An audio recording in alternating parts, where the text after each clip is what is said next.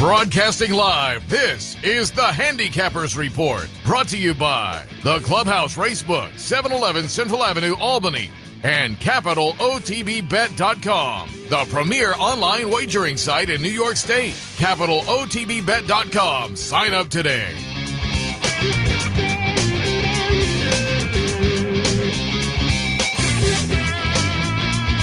Good morning. Welcome to the Handicappers Report on this Saturday morning, a chilly Saturday morning here in the Northeast. I'm Seth Merrow in the studio, but we will get the NV weather forecast from South Florida from my colleague Brian Nadeau, live from the Gulfstream area. Brian, good morning. Yeah, speak for yourself, Seth. Good morning. It's another beautiful day down here. There might be a little chance of rain later in the day. We'll see how it plays out. But, we were washed off, I think, on Wednesday during the card, and then subsequently washed off the turf on Thursday. But honestly, the weather's been phenomenal. It's probably rained about a total of an hour during the races at the championship meet. So yeah, it's been pretty good. It was very nippy coming in today, so no boo-hoos for you on the rain. I will ask you, when I'm handicapping Gulfstream now, I mean, typically the summertime in New York and Saratoga and when we handicap for the one sheet, I will send in dirt picks and turf picks, just in case we're handicapping a couple days ahead, in case the weather affects turf racing. As I say, in New York, or pretty much at every other venue I look at. But Gulfstream now with the synthetic, and the turf race is going to the synthetic, I don't know if there's been a race down there where I've switched my picks up. I still send in, here is if we're on the turf, and here is if we're on the synthetic, but I've kept them the same pretty much every time. Do you look and switch things up at all? No, the same. When I send over the one sheet and, I just put them in parentheses, main track only are the same picks, because you're right, for the most part. Now, what I'll do is that after scratches, if something drastic jumps out, I always update the one sheet on Twitter and things like that. I might change them, but no, I've always just sent them over as is, because for the most part, too, I would say, we haven't lost a lot of races from the turf to the Tapeta, but if we have, there's been maybe one scratch. One day we picked up more horses going to the Tapeta because some AEs drew in. So for the most part, I would say on a blanket statement, the trainers are really supporting it. If we have to move off the turf, everyone is staying in on the Tapeta. Yeah, like I say, it makes the handicapping a little easier because I don't have to switch things up now. I was just curious if that was your take as well. Also notable over the past few days down at Gulfstream, Irad Ortiz comes back from the long suspension. I guess from what I read on Twitter, I was in here handicapping in the afternoon. I didn't notice, but I guess maybe he got a little banged up yesterday. From what I read, he was okay. But the comeback, the first race, I think his horse was favored. And I said, well, I think a lot of that money is just Irad coming back. And the horse kind of did nothing. And I said, yeah, as the season progresses, though, he'll get back in there. He'll be a force to be reckoned. And then he won the next two races. Yeah, so it was a pretty quick comeback for Irad. Yeah, he doubled on Thursday, but you're right. His horse in the first race almost was practically eased, but I think he won race 3 and 4. Yeah, yesterday, a scary situation at the gate. His horse reared at the gate, and he kind of got intertwined with it, and he was on the ground for a while. They brought out the stretcher as a precautionary measure, didn't end up using it. So he took off his last 2 mounts yesterday, just kind of a little bruising on his knee. I think he's going to be fine. We're live right now, as you know, and everybody else does, so it's early. But I think he's going to be fine. I anticipate him riding today, but he did take off his last 2 yesterday. So that's not, that's not a statement of fact right now. Check the changes, check the scratches. We'll see what happens. Yeah, and again, hopefully, like I say, from what I heard on Twitter and whatnot, I think he's up. But yeah, we'll wish the best for him certainly, and that he's back, because he was just back from a long suspension. Also notable today, we have that huge pool to jump into with the mandatory down there. Oh, wait a minute. Oh, I said to you before we came on the air today was going to be a mandatory with a big pool, and somebody scooped it yesterday. There was a lone single in the last race. 100. We were talking before we went on the air. It wasn't an impossible sequence. There was 138 live tickets. One lone, one single ticket was going to scoop the whole pool. And I said to you before we went on the air, for $1 million, That was the best trip ever. That person did not have a bead of sweat on their brow.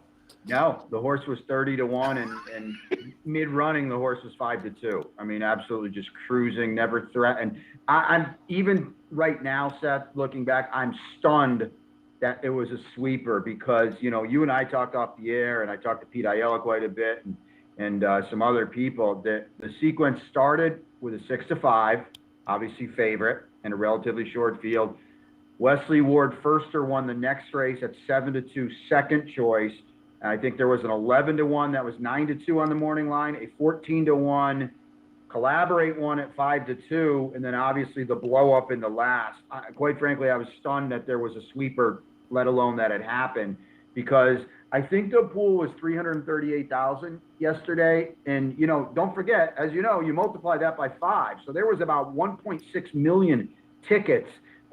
Man, first and foremost, you can't take anything away from the person that hit it. That was tremendous handicapping.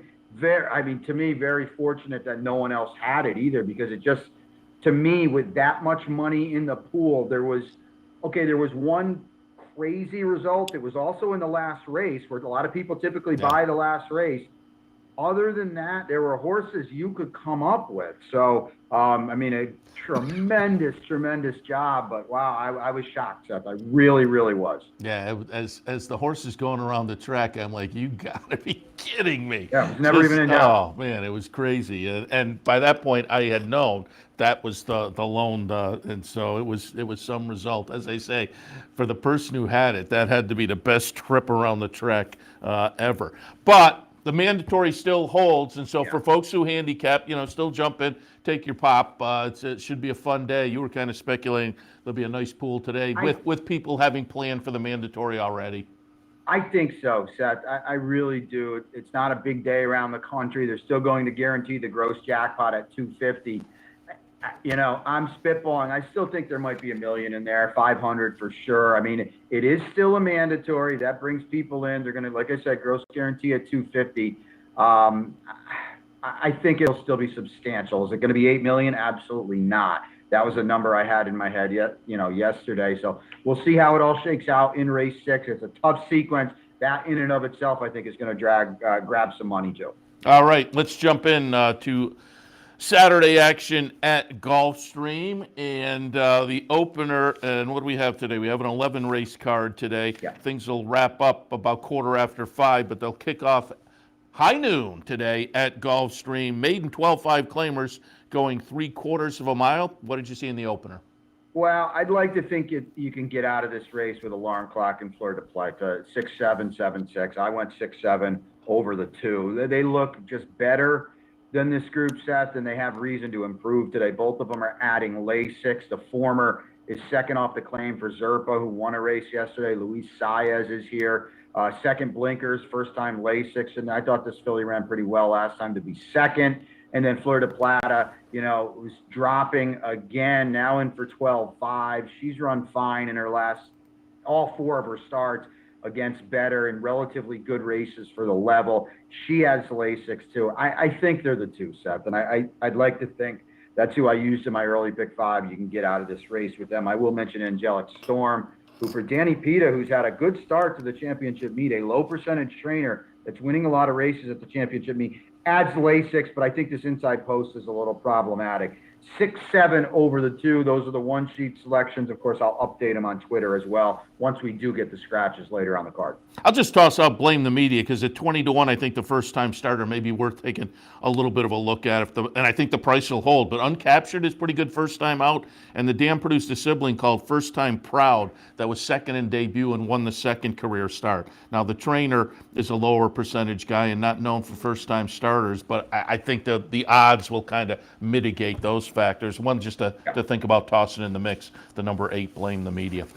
Second race at Gulfstream this afternoon. It's a $10,000 claimer. They're on the synthetic at 5 furlongs. 7-5-6 for me. I go outside. We'll call it Boru for Kelly Breen. Tyler Gaffalione is likely to be off his mount again today. I'm not sure when he'll be back, but I've got Boru on top. I like this outside post. We drop in class 2 off a chasing then tiring sixth on the Tapeta last time going long. Now we cut back. So there's a lot of foundation here. That turf sprint 2-back for Mike Maselli in New York was really, really strong. Number 5, Captain Ron off the Carlos David claim with Paco aboard. The barn is really solid, almost 30% off the claim. And of course, with Paco, 31%. The barn's not winning a lot of races at the championship meets. So tread a little lightly, probably at an underlaid price with Captain Ron. And then in between them, Trilogy with IRAD. You said it perfectly at the start, Seth. And, Acacia, I talked about it a little bit yesterday, too. IRAD is phenomenal. We know this. He's a multiple Eclipse Award winner. He's a record holder at Gulfstream Park. That's the good. The bad is everything he's on, you lose a point or two because everybody's betting him heavily. So, you've got to respect Trilogy, but anytime you pick IRAD, you're going to be taking an underlaid price. You're going to do so again with Trilogy, but he is a player in here. I used all 3 in the early pick 5, but the order is 7-5 over to 6. So. All right, let's switch now to race number 3. Maiden specials. These are 3-year-old fillies. Again, on the synthetic, 5 furlongs. It's interesting that Comedic is here. She was actually scratched out the other day. Simon Callahan, I don't believe he has horses here this winter, so remains to be seen. This one for Michael Tabor, too, the famed, Thunder Gulch Silks from way back in the day. It's 3-7 over the 2. I just think the speed of Comedic going 5 on the Tapeta, it's such a snappy trip. I think that's going to be good enough. She brings in very sharp Southern California form, has hit the board in all 3 starts, hasn't won, and has burned a lot of money. I get that, but this is probably the lightest group she's facing. Adds Lasix, too. I'll put her on top. Moofy outside for JT, Jonathan Thomas, Luis Saenz is here. Those are all good signs. The barn is just so prolific with everything Jonathan does. He's just so sharp, and he spots his horses really, really well. The dam was 3 for 6, and her dam was Forever Together, who was, a champion for the master, Jonathan Shepard, albeit going long on the turf, but she was so good. So this is a George Strawbridge homebred with a big pedigree. I would expect Moofy can run a little bit. And then down inside, La Casa de Oro for Christophe Clement, who's had a solid start to the meet and is winning races on Tapeta as well. The work on the 24th really stands out. Might want a little longer, though, as a son of Dialed In, a daughter of Dialed In, so maybe tab this one today. Let's go 3-7 over the 2 in race 3. Comedic is interesting. I mean, as you say, Michael Tabor, Simon Callahan, they paid $800,000 for this horse and worked on New Year's Day out at Santa Anita, and now they come east to run on the synthetic. That's a weird scenario. And I don't really know. We don't think Simon Callahan has a lot of horses, if any other ones here. He's a very high percentage California trainer that gets a lot of really nice horses. Comedic is one of them for Michael Tabor, 800,000, right? Yeah. So I don't know. I don't have a story. We've kind of looked into it, and maybe we'll get a little more info today. But I mean, certainly as an invader, she's going to take a lot of money. Yeah, funny, as I say, funny scenario there. The 4th at Gulfstream, more maiden specials, 3-year-olds going 3/4 of a mile in race 4. 2-7-3-6. I took a shot with Master of Arms, Brian Lynch first, or by Mastery. They paid $80 for this one. It's a solid purchase price, $60, excuse me. And I love that bullet, Seth, on January 3rd. And Brian Lynch is not necessarily known as a first-out trainer, but he is 14%. You think of Classic Causeway at Saratoga just running off the screen on debut. And I wonder if Master of Arms is a little cheeky in here. I mean, Julian Leparoux is here. Frank Lyons is his agent. I know Frank and Brian Lynch are pretty close. I have a feeling this horse can run. I don't have any dope on this horse. I don't know the score at all. I have a feeling this horse can run. I'm going to try at what should be a square price because there's others in here that are going to take money. Chad's got Awesome Aaron in here for Bill Lawrence, breaking from, a relatively advantageous outside draw in a field of 9 in the 7 hole, so you can get to see what's going on down inside. A pricey practical joke that, Chad trained and did so well with. I think this horse will take plenty of money. Irad is here inside Carronade for Pletcher and Paco. A Lord Nelson that they paid some money for, the bullet in the holster there. Todd has been not only white hot to start the meet, but you think of his firsters. Emmanuel, who was going to run yesterday at Tampa, scratched out in the next race. We're going to see Dean's List. Both of those horses awesome on the same card on debut. Siango for Fausto Gutierrez trains Latruska to a championship. He won a race yesterday, maybe the day before, excuse me. So there's a lot going on here. I think we'll get a square number with Master of Arms. It's a spread race for me, 2-7-3-6, Seth. Yeah, and when you mentioned Todd, I knew, obviously Gulfstream, he's going to do well. I didn't realize until you mentioned it, and I looked at the current Gulfstream stats. 47%, according to the racing form, which I printed these up a couple days ago. So they may be a little bit different, but not much different. Wow, that's he's knocking it out of the park early. It's gonna You're kind of speculating with the horses. Safi may wind up on top, correct? But yeah, Safi's like 1-9. Safi's 1-9 to win the Trader's title.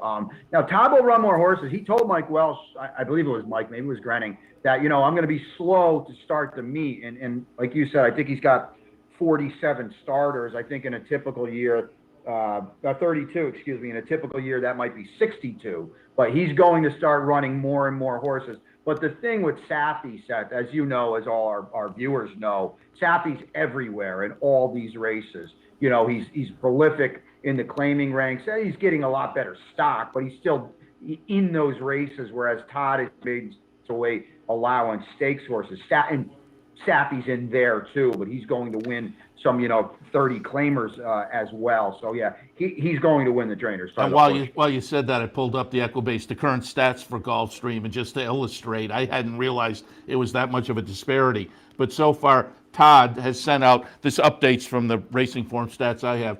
35 horses, 15 winners, so he's 43%. So he's sent out 35 so far. Safi has sent out 93. Almost triple. You're not quite, but almost triple. He's got 22 winners at this point. So just the firepower, I guess, may overwhelm. And as awesome as Todd is, and as great as his barn is, he's not going to win at 47%. All meet. So yeah, that's true too. All right, let's shift our attention now to race number 5, an optional claimer, non-winners of 1. Once again, the trip, 3/4 of a mile. Good segue, too, because Todd's going to win this race. I mean, Dean's List is a really, really nice horse. He was just stellar on debut. Again, that was the day Emmanuel won, too, for Todd. And he's going to add Lasix here. He's well drawn. And there's 7 in here, but there's none like him. So I would think this is onward and upward. He sticks him. He keeps him at 6. So as a son of Speightstown out of a sharp humor mare, I just wonder if maybe Todd, he wants to keep him at 1 turn, maybe an elongated 7, 1-turn mile, not a 2-turn horse. But he was really, really good on debut. He won in fast time.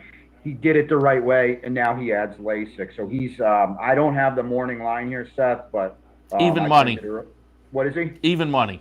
Okay. Yeah, I mean, he'll be 1-5 in here, but Pete doesn't want to make him too low, but he's going to be a giant favorite. He'll be a huge single to end the early 5 and early 4. Shastri did well to draw outside of him, and there is other speed in here, and you see the debut win where he stalked a little bit, adds Lasix, didn't really fire last time. Irad is here, so I think he can get second. He won't beat Dean's List, though. And then Dean Delivers for Mike Yates. Mike's had a struggle to get to the winner's circle. The horses are running. He's struggled to get winners. Dean Delivers is another horse with a hint of a rating gear. I think that's beneficial because there are going to be horses that will try to run with Dean's List early, and I think that fries them late, and so horses can pick up the pieces like Shastri, like Dean Delivers. But it's all the 5 over the 7-4. The potential Dean Zacta in this one for anybody named Dean. Take a look at the 5th today at Gulfstream. All right, that takes us to the first 5. Why don't we take a break? When we come back, we'll concentrate on that mandatory Rainbow 6. Again, some of the air came out of the balloon at the end of the day yesterday, but it is still a mandatory, and there'll be some money in the pool today. So we'll go to a break. We'll come back. Rainbow 6 action right after this. Stay tuned. Having trouble finding us? It's actually quite simple. Whether online or on your TV, it's never been easier to watch and wager on championship horse racing with Capital OTB. Simply log on to capitalotbbet.com. There you can watch our morning shows, live stream races, and wager on our state-of-the-art wagering platform. You can also watch from the comfort of your home on Spectrum Cable Channel 1250 or Fios Channel 467, and win more with Capital OTB.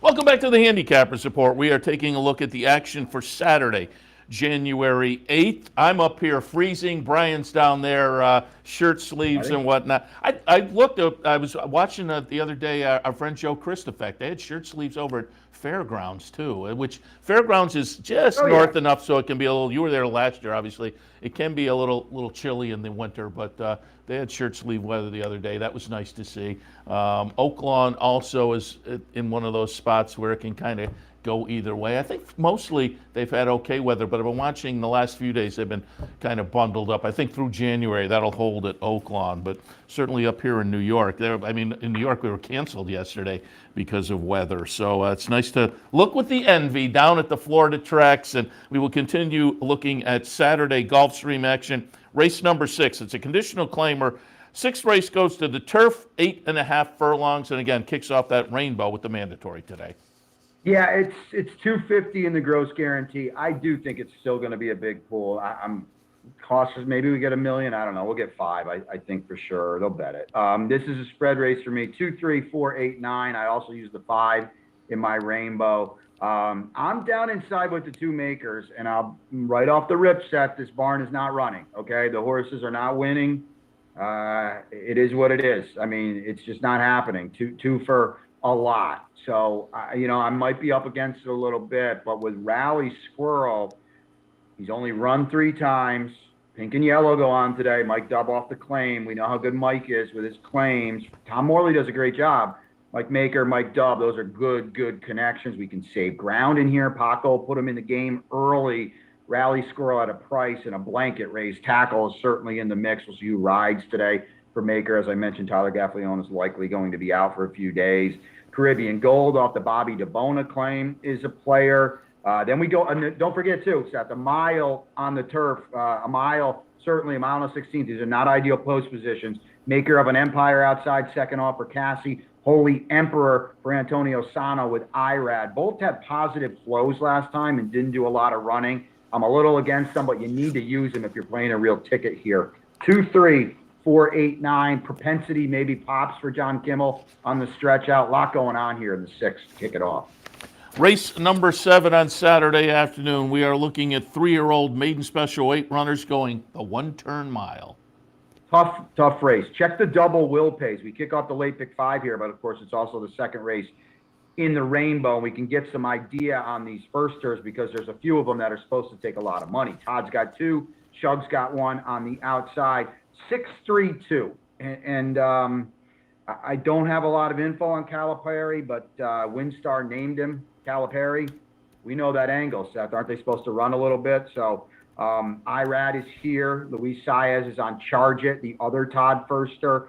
The Bullet on January 2nd for Calipari. I like being outside the other ones that I think are the big-time threats.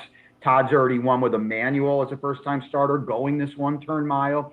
At the meet, I would think Calipari can run. I'll put him on top. Inside, Touch Code is going to take a lot of money for Bill Mott, and he's an A, and I've got him in second. He's a half brother to West Coast, the superstar for Bob Baffert. Touch Code, and you look at Logico next to him, Logico for Sano, you can see in their running lines, okay, they come out of the Emmanuel race. Emmanuel absolutely fried everybody in that race. He threw in a 22-1 second quarter, and it fried all the stalker chasers, okay? And what happened was horses like Touch Code, horses like Logico picked up the pieces. I do think Touch Code is a big threat here. I do think he can move forward off that debut. I do think he's got a lot of talent. I think he's also flattered by the flow last time. So just food for thought on him, okay? And then down inside, Charge It. Second full out of the Dam, okay? Tap It out of an Indian Charlie mare. The Dam was only 1 for 5, a half sister to Take Charge Indy, Florida Derby winner down here. And then, of course, champion 3-year-old Will Take Charge. A huge Whisper Hill homebred pedigree here. I would think Charge It can run too. This is a race to remember the names. Shug's got Trending as a firster on the outside. There's a half. The Dam was a half to Stevie Wonderboy, the Breeders' Cup Juvenile winner. Lot going on here in the 7th race. Remember these horses. The order for me, 6-3 over the 2. Yeah, some impressive breeding in that 7th at Gulfstream. 8th race at Gulfstream, stakes action, the Tropical Turf. 4-year-olds and up on the grass. They will travel 1 mile.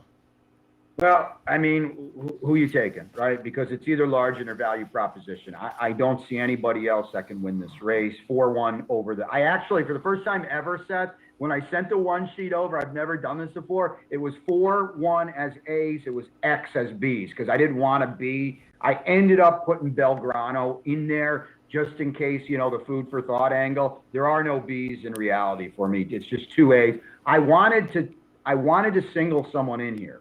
I wanted to go because I think if you like Value Proposition or Largent, one way or the other, you get so much extra value and you get such a leg up on the Rainbow competition because everybody else is just going to Dutch this race and move on.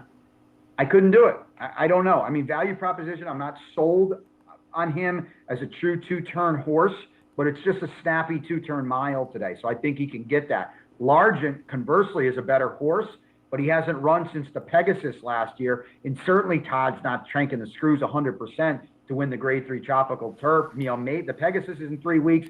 It's not out of the realm of possibility he can run there. There's obviously Grade 1 races in New York and Kentucky, too. There's bigger races here later in the meet. I don't know how cranked he is, so I just used them both. But I like the tactical speed of Value Proposition over Largent, and that was what separated them. He's also got a recency edge too. 4-1. Belgrano's all right on his day, but he hasn't done a lot of running in his last 2. I put him as a distant third.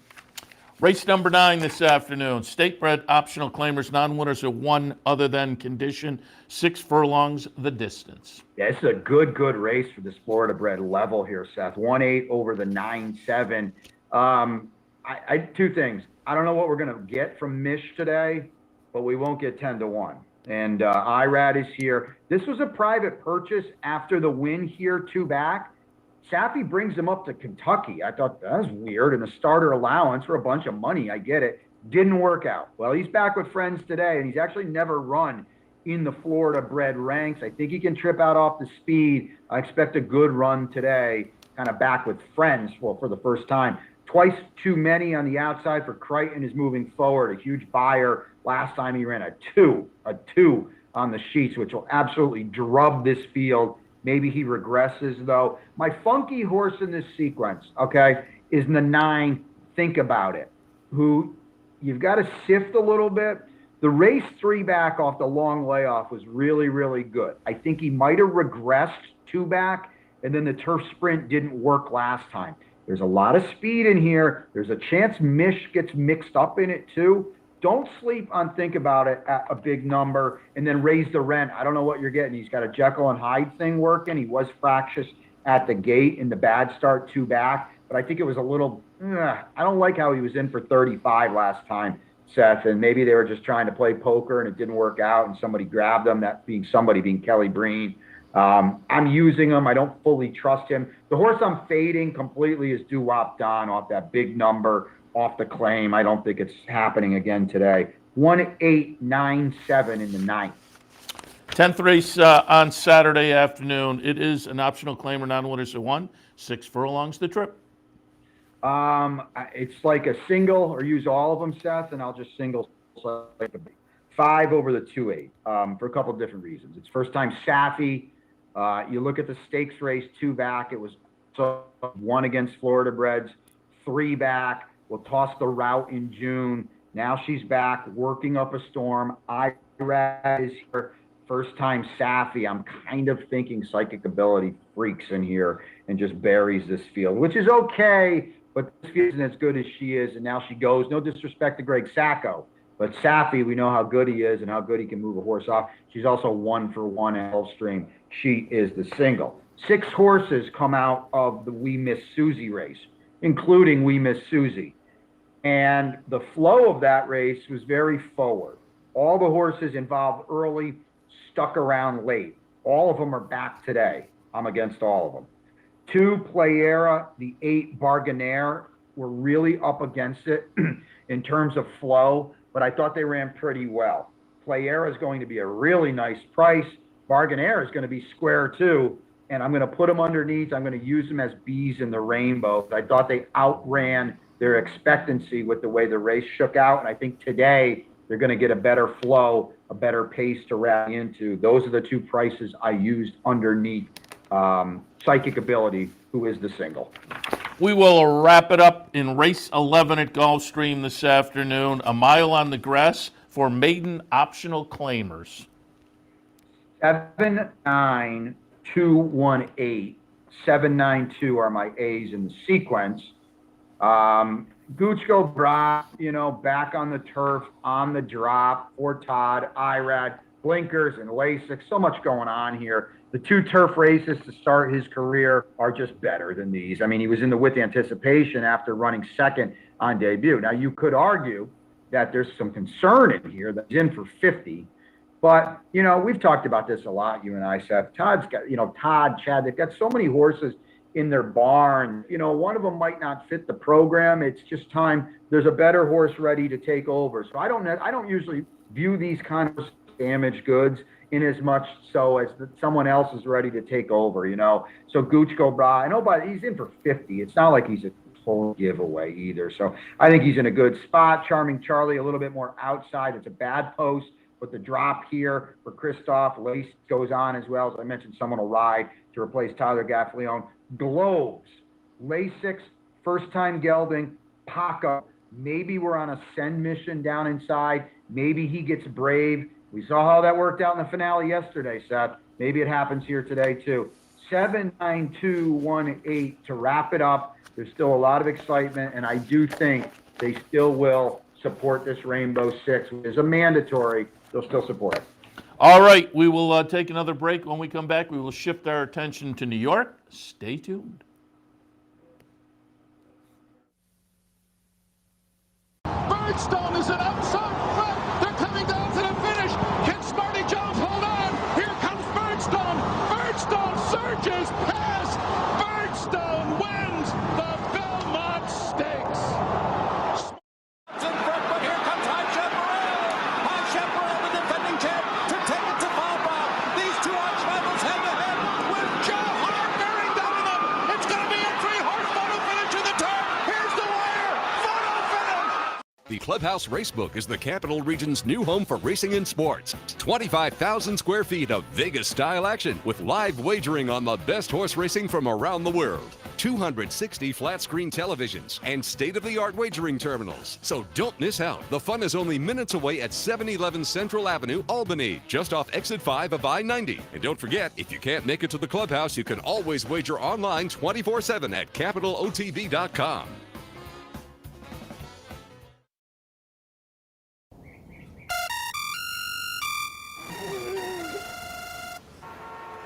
Come on. I want sales reports on my desk by Monday. Whoops.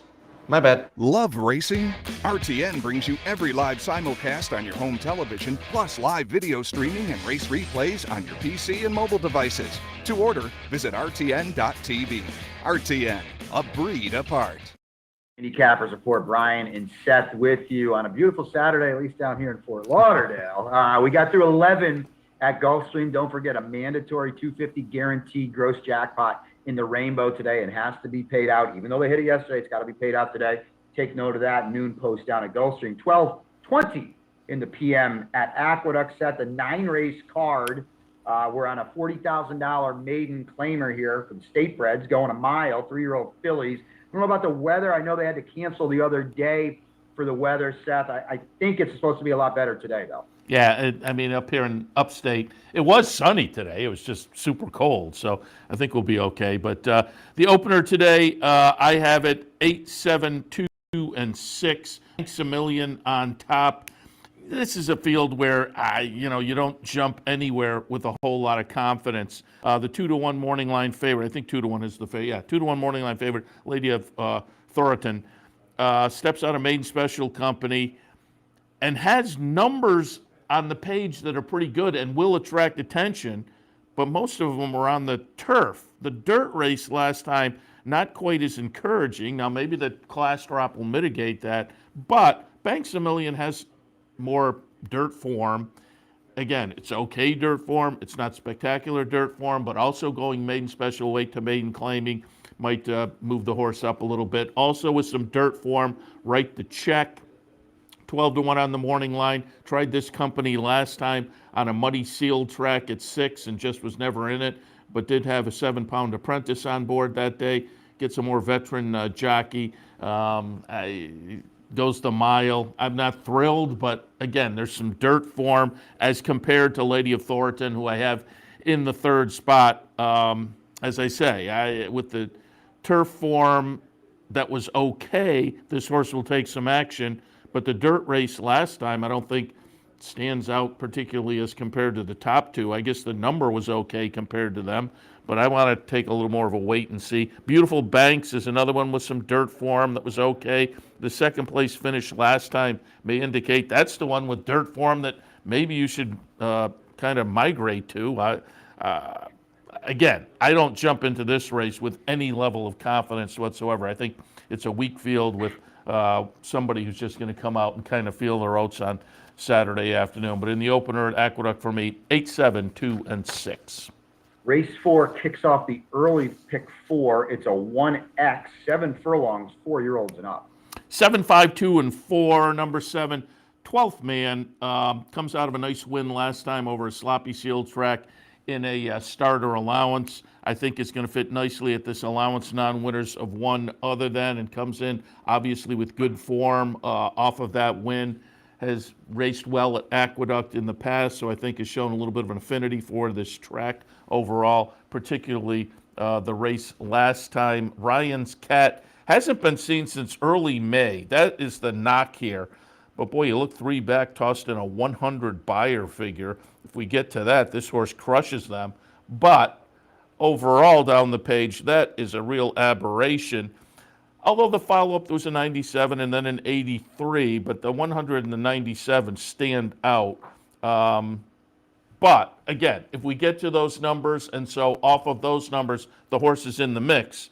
It's just, will we get to those off of this kind of a layoff? But Gustavo Rodriguez training, I think the horse will probably run okay today. And our friends at Eddie F's up in Saratoga have Chowda, who went out in the Rich Stakes race last time and dueled with his stablemate Lobster, and you kind of had the feeling, oh, they're going to knock each other out. Lobster kept going and took the $150,000 stake. And after the duel, I thought Chowda held on okay to finish 4th in there. A similar kind of speedball play in here might put Chowder out in front. And so this one could be interesting on the pace scenario. We'll see as they go into the far turn, but it wouldn't shock me to see them try to steal it on the front end, given what this one did last time in the stake. In the 2nd at Aqueduct, 7, 5, 2, and 4. Back to the state breds for race 3, and another maiden claimer. 25 is the tag. These are fillies and mares 4 and up, 6 here on the main. 9, the 1 entry, 5, and 7. I'll put Escapology on top. Off of the last effort, just seems to be moving in the right direction. In the last May signal, where at a little peak in the form cycle, hopefully. And if that's so, maybe we move forward off of that. I think a repeat of that effort might be good enough to win this one. The one entry, both of these, I think, are playable in here. They both do have apprentice jockeys on, though. The plain one has a 10-pound apprentice, which makes me shy away just a little bit.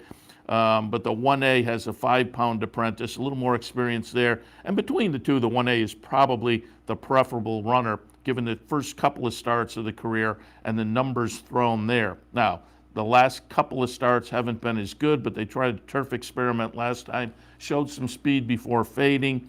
But I think now turf to dirt, a little extra class relief, live in 5, the 1A is a player. Loves Misery, another one of those horses. It's that time of year where you have turf horses, you give them a shot and see, can we keep going on the dirt during the winter? They had that experiment last time, a close-up third-place finish. I think given what we saw there, this horse is a winter dirt horse potentially. We'll get to validate it today, but off the last race, I think this one is definitely worth taking a little bit of a look at. In the third at Aqueduct, 9, the 1 entry, 5, and 7. Fourth is another 1X. It's a good one, too. 7 furlongs on the main, 4 and up. Seth, I will throw it to you, and then you'll have the late pick 5 solo. Bid everybody, you included, good luck today. Enjoy it. Big card at Gulfstream, and then certainly Aqueduct as well. Catch up with you next week. Sounds good. Thanks for giving us your ideas on Gulfstream. Good luck to you today. Enjoy the nice weather down there. We will be checking you out during the afternoon in the paddock and beyond. Fourth race at Aqueduct, I have it 1, 5, 7, and 8. American Monarch on top. Came back from a long layoff of a year, October 2020 to November 2021. Has put in a couple of starts, a couple of nice improving starts. Now the third start back. I think this horse is primed for a very good effort this afternoon. Jose Ortiz on board for trainer Bill Mott. Malibu Star in the second spot. Similar scenario. The layoff wasn't as long, but a February to October layoff. Now the third start back. However, whereas the top pick showed nice improvement, start 1 to start 2, this one kind of went backwards. But there were a couple of starts down in Kentucky, Keeneland, and Churchill. And I think the move up to this group in New York may provide a little bit of relief in here. And the third start back, let's look for a rebound to a better number. And a better number puts this horse squarely in the mix for the win. And in the third spot, Sound Money. It's Chad Brown, it's Klarovich. Maiden Breaker 2 back was at Monmouth. Pretty good effort. Paired up that number with a move down to Parks last time. That they went to Monmouth and Parks kind of indicates that maybe this is one that, to me, indicates maybe a little lack of confidence. But I think given the look of this particular field, I think it's going to fit in fairly nicely in here. So in the fourth at Aqueduct, I have it 1, 5, 7, and 8. Fifth race at Aqueduct on Saturday afternoon. We are looking at a conditional claimer. 1 mile is the trip. Nice full field in here. I have it 4, 8, 12, and 5. Number 4 is Obsessed.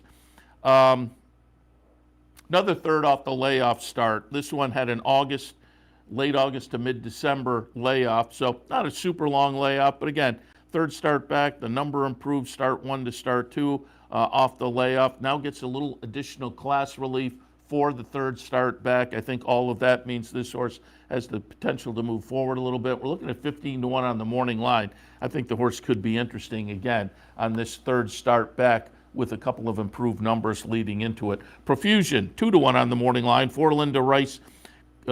Claimed last time, claimed away from Rudy Rodriguez. So I'm not sure how much improvement we'll get moving to the Linda Rice barn, but I'm sure she'll do fine with this horse. Comes off a nice number last time, a lifetime best buyer figure, and I think it's going to be a solid fit with this group. Claimed for 16, moves in for 14. Now that was an N2L versus an N3L, but I think looking at this field and what we saw last time from Profusion, that one is going to be a solid fit.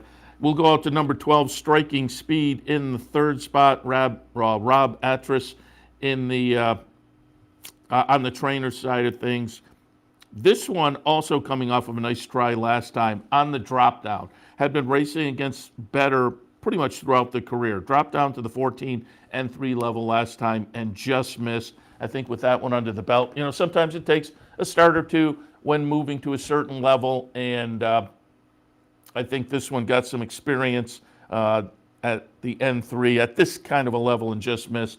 And again, it was a drop down there and a significantly improved performance. So I think we found the comfort zone, got some experience at that level, should be in the mix again today. Fifth at Aqueduct, 4, 8, 12, and 5. That'll take us to our last break. When we come back, more from Aqueduct on Saturday afternoon. Stay tuned. Where's the best place to find your favorite teams, your favorite food, daily drink specials, and wagering on live horse racing? Legends Field Sports Bar, 711 Central Avenue, Albany. Get your game on day or night with 75 flat-screen TVs, tournament-style pool tables, a private banquet room, and live horse racing. So if someone asks you, where's the best sports bar in the capital region? Tell them Legends Field Sports Bar, inside the Clubhouse Racebook, 711 Central Avenue, Albany.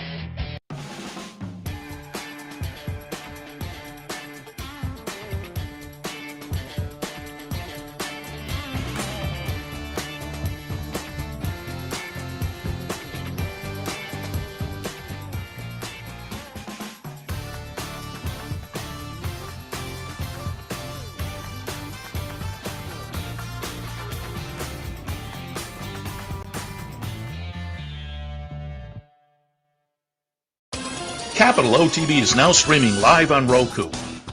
The RTN Racing channel on Roku lets you watch OTB TV live through your Roku device or your Amazon Fire Stick, rather than being limited to computers and mobile devices, which means you can now watch OTB live wherever you are. Simply open Roku, scroll to find the RTN channel, then click on OTB TV. OTB TV on Roku. Try it now. Aqueduct race number 6 as we continue with our look at the action for this afternoon. Starter allowance, 6 furlongs the trip, 4, 1, 3, and 9 for me in race 6 at Aqueduct. I'll put Extreme on top, 8-1 on the morning line, but Ray Handel having a pretty good meet. And this one tends to show some early speed. Claimed 2 back out of a maiden victory at the 50 level, went into one of these starter races. That's clearly a saltier kind of a move. Showed some punch early before fading badly, but all of the races on the career actually were in Kentucky. Claimed over at Keeneland, 2 back. The follow-up in that starter allowance was at Churchill. Now comes up to New York to try this company. And maybe if we can get back to that early speed, maybe we'll rebound to a better performance. I don't think that's out of the question. And I think given the last start, there will be some value that will hold up with number 4, Extreme. Trash Talker, the number 1 horse. 2 back, nice win.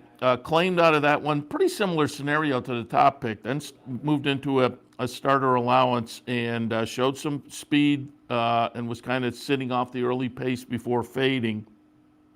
I think the horse, given what we saw 2 back, is better than that. I'll put this one in the second spot. But again, both of these, Extreme and Trash Talker, kind of have to validate their earlier form, given what we saw in the last race. They're both a little bit of a question mark. But as I say, on the morning line, I think if those prices hold up, you'll get enough value to roll the dice a little bit on those 2. King James in the 3rd spot. Jose Ortiz on board for Jim Jerkins.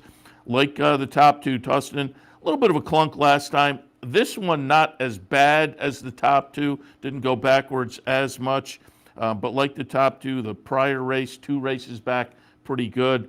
But those were on the turf. So this one has to define itself a little bit on the dirt. You go back to the career debut on the dirt. It was okay.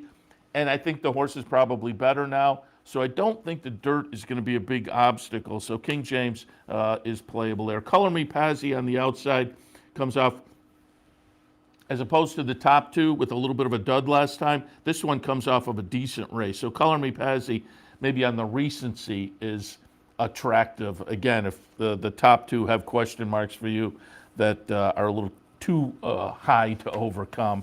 In the 6th at Aqueduct, 4, 1, 3, and 9. Race number 7 today at Aqueduct, 6, 12, 9, and 2. we'll certainly be rooting for Rosa Veloce with the local ownership connections for Ray Handel. I didn't use that one in my mix, but at a price, I wouldn't be surprised to see a decent effort from Rosa Veloce. Again, the number 4 horse. But I have it 6-12, 9 and 2. I put Ruby's in Time on top. Rudy Rodriguez off the claim. There are back numbers I hope we can get to with the move to Rudy.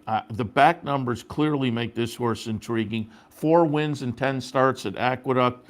So I think that maybe plays into a little bit of life for Ruby's in Time as well. There's enough there to think could be a little bit interesting. So Ruby's in Time on top. Second slot, we will take a look at number 12, Impassable Donna. Came over from Belmont in May to Aqueduct in mid-December and ran a 3rd place finish. Again, there's some kind of stalking speed, some positional speed for this one. And again, some back numbers that are okay, not spectacular, but I just thought second off a layoff, Jose Ortiz on board. Maybe we'll look for a little move forward and we'll get to a better number. In the 3rd slot, Linda Rice has Prairie Fire, second off a claim. First start off the claim was okay. The number wasn't spectacular, but it was an okay start. With that one under the belt, a little experience in the new barn, another one with some back numbers. You don't have to go too far down the page to see a series of numbers that will put this horse right in the thick of things. And again, I think second off the claim, having figured the horse out maybe a little bit, I like the confident move up the claiming ladder. Prairie Fire, interesting to me at potentially a price. 7th at Aqueduct, 6-12, 9 and 2. 8th race at Aqueduct today is the Say Florida Sandy, $100,000 up for grabs for New York breds, going 7 furlongs. Talked about Chowda earlier from our friends at Eddie F's up in Saratoga. Lobster returns off the win last time in the New York Stallion Series. Lobster, who again went out and dueled early with stablemate Chowda, who was earlier on the card. And it looked like, oh, they're going to knock each other out. And at the top of the stretch, my boy Tate went by Lobster. And you thought, oh, the big favorite is going to, just run away with this. And Lobster's going to, fade. And Lobster said, no, I am not letting you go by. Came back and won that race. Off of that, I thought Lobster might be interesting. And in this field, I wonder if Lobster, like I'm thinking Chowda might, I wonder if Lobster sneaks away. There's no Chowda in here. They won't be dueling with the seafood special going down the back stretch. So I wonder if Lobster may steal away and take this on the front end. My boy Tate off the near miss last time, as I say, went by Lobster in the stretch and then just couldn't hold off the determination of that one. But that is the logical play in here. But again, I'm going to look for Lobster to maybe put a couple together on the front end. Saratoga Pal in the 3rd spot. If things do fall apart on the front end, this may be the horse to pick up the pieces. So going to be fun to watch and see if Lobster can string a couple together for Eddie F's and Gary Siaka. In the 8th at Aqueduct, I have it 4, 5, 6, and 3. And finally, 9th race at Aqueduct today, State Bred Maiden Specials going 6 furlongs. In the 9th, I have a 3, 5, 10, and 13. I'll put Royal Currency on top for Charlie Baker. Decent little second place finish at Saratoga. And again, say it often, lightly raced 2-year-olds, lightly raced 3-year-olds. If they get a little bit of a break, sometimes they come back improved. Well, this one ran a decent little second in debut. If this one does come back off a little bit of a layoff since Saratoga and is improved, I think Royal Currency may have the edge on this bunch. True Empress, a couple of starts so far and some off-the-turfers back in November for George Weaver. A little bit of improvement, start 1 to start 2. And again, this is a little bit of a layoff that maybe it will be beneficial. Not in this day and age, it's not a notable layoff, but it may be enough to move the horse forward a little bit. So it makes True Empress interesting. And then Ribbits Valentine, again, going out for some local connections. So we will certainly be rooting for them. Comes off a decent second place finish back in the middle of December. And with that one under the belt, wouldn't be shocked to see a little move forward and improvement this afternoon. Twist Just Right, with the early speed from the outside. Blinkers on today, first-time Lasix. Jose Ortiz is also worth taking a look at in the finale. 9th race at Aqueduct, 3, 5, 10, and 13. That wraps up our look at Aqueduct for Saturday afternoon. Brian Nadeau a little bit earlier looking at Gulfstream. As always, you can go to the website, pull up the Handicappers Report one sheet for a nice printable page with all the selections on there. CapitalOTB.com, click on that handicapping link at the top, and then the Handicappers Report link. Don't forget, today here at the Clubhouse Racebook, there's a match bet promotion. We would love to have you swing on by and take part in that. Enjoy the racing action and also a little fun with the match bet promotion today at the Clubhouse Racebook, 711 Central Avenue in Albany. Tomorrow, right here at the Racebook, NFL Sunday as the football season winds down, but you can come in tomorrow and watch all the racing action and all the football action here at the Clubhouse Racebook, 711 Central Avenue in Albany. And always want to thank our friends at Gulfstream for their sponsorship of this program, some of the other programming and events here at Capital OTB. Appreciate the support from Gulfstream Park. All right, I'm going to wrap things up, but we'll be back in just a few, top of the hour. Mike Curry from America's Best Racing will join us. Going to talk a little 3-year-old action. He's been following some of the late season 2-year-old stakes, early season 3-year-old stakes for America's Best Racing over the past few weeks. So we'll get some of his ideas early on the Derby Trail. A little bit later in the program, we'll be joined by, Nick Tammaro, who kicked off his Sam Houston announcing career a couple of days ago as they opened their season. We'll get a little season preview on Sam Houston, maybe a couple ideas for tonight as well. So that should be fun. All of that coming up top of the hour on Racing Across America. I'm Seth Merrow. This has been the Handicappers Report. Thanks for tuning in. Again, be back in just a couple with Racing Across America. We'll see you then.